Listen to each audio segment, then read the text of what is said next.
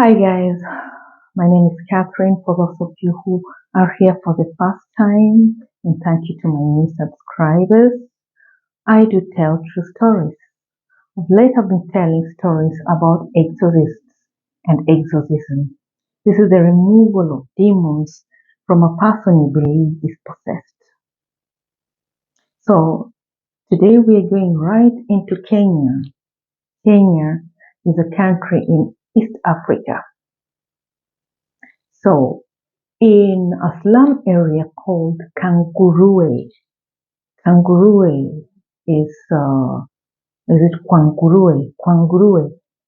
Kwangurue is a Swahili term that means at the pigs. Pigs, those snorting animals. So this slum is called Kwangurue. At that slum, one lady by the name Catherine Mutama is called by a friend of her niece called Christine Muzama. They are not related, but they have second names are the same. So Christine Muzama calls Catherine Muzama the auntie of her friend Irene Bite at Kwangurue slums. She has been told it's an emergency. And so when she rushes there, she finds Irene Bite holding her 6-month infant by the name Brian Metich, rocking the infant up and down, to and fro, up and down. I don't know whether to call it an infant or a corpse because the infant's intestines had been plucked out and the tongue had been bitten out. And guess by who? By the mother, Irene Bite, in the name of performing an exorcism on this baby. So when you look at this story, you wonder, who is supposed to be exorcised here? Is it Catherine? Is it Irene Bite? Or is it Brian Getich, the infant? Watch to the end. On the evening of 22nd February 2016, Irene Bite went to visit her friend Christine at the Kangurue slum with her baby. They were talking the whole night, really not the whole night, half of the night.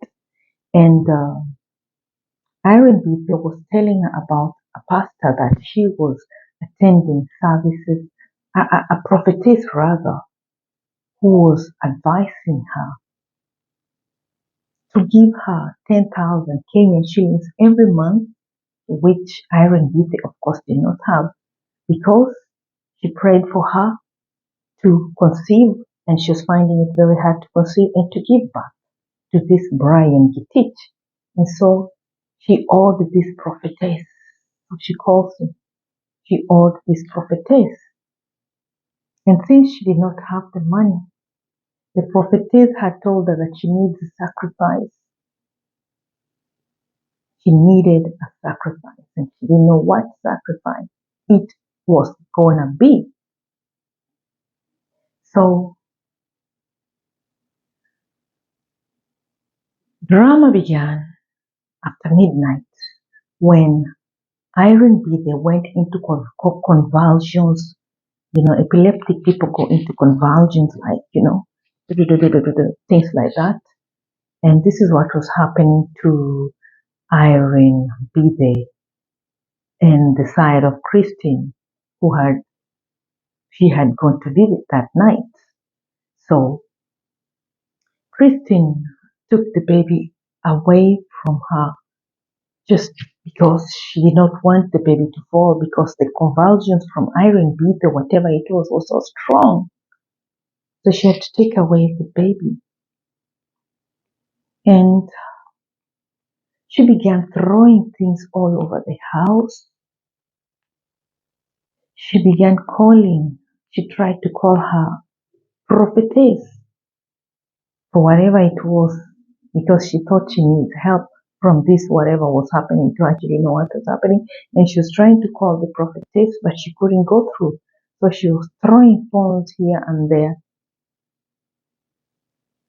Tried one phone, could not work. Threw it.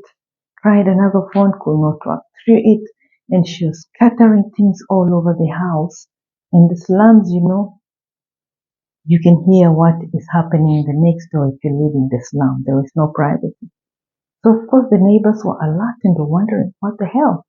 Well, I think they were used to the commotions in the slums, so they just dismissed it as one of these, fights of the neighbors that happen, and you just ignore some of these things you hear from your neighbor and you just ignore.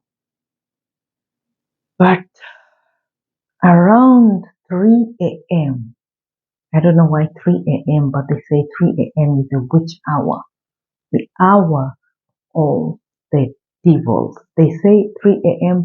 the demons start to dance.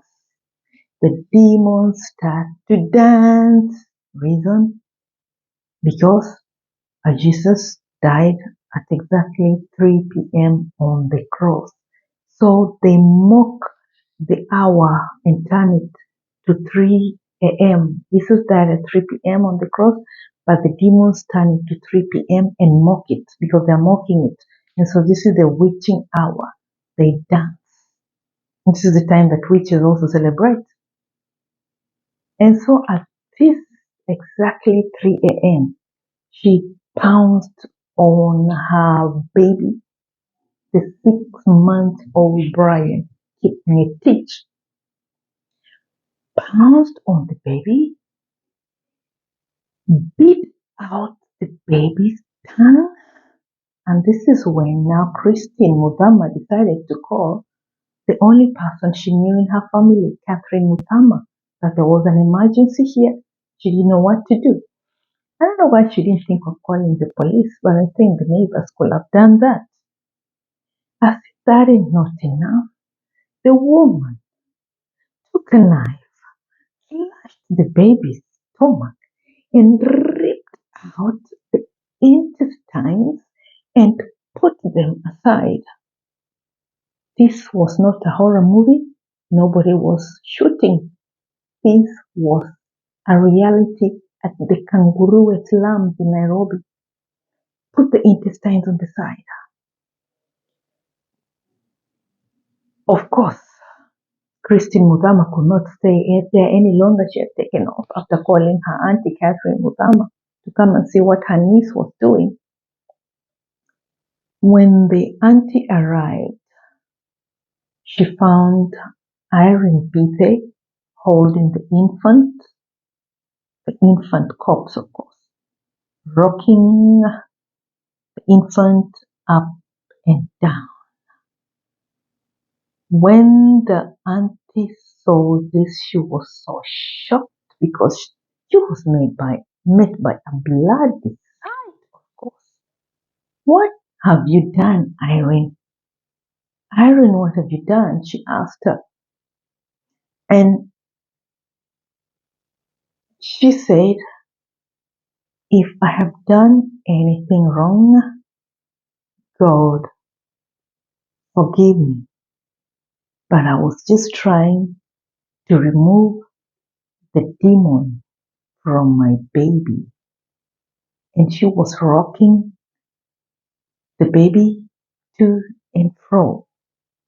And as the baby gave her last kick, Irene Bide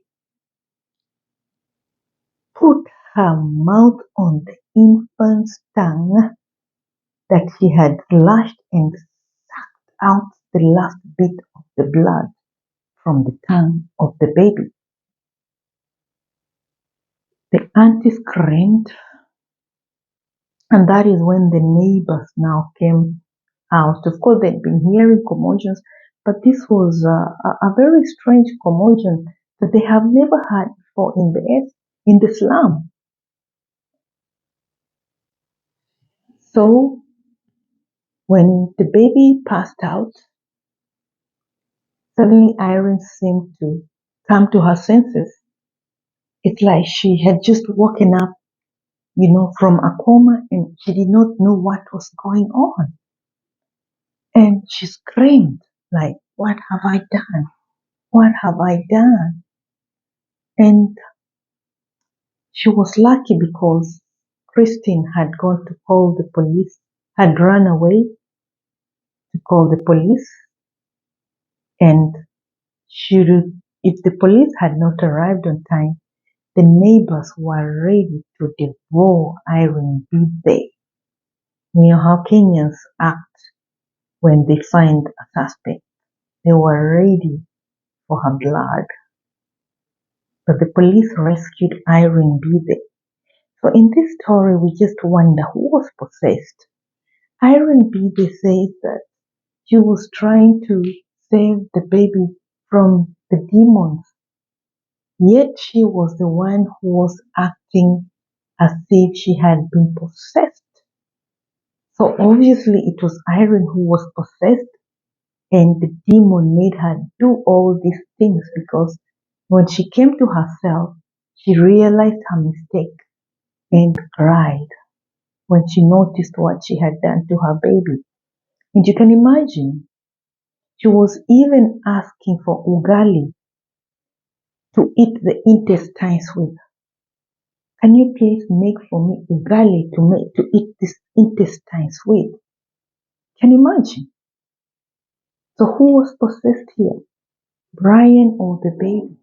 No, Brian or the mother? Who?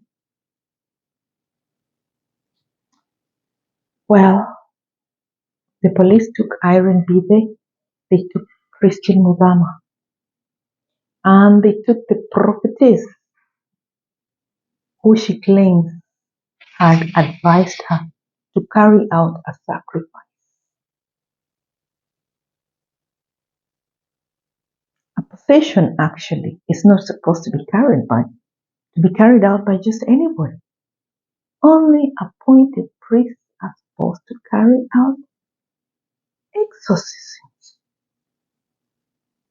And here comes an exorcist, a person who has been possessed herself, trying to unpossess her baby.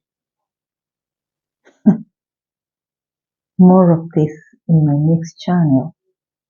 So if you like my content, like, share, and subscribe. Ciao!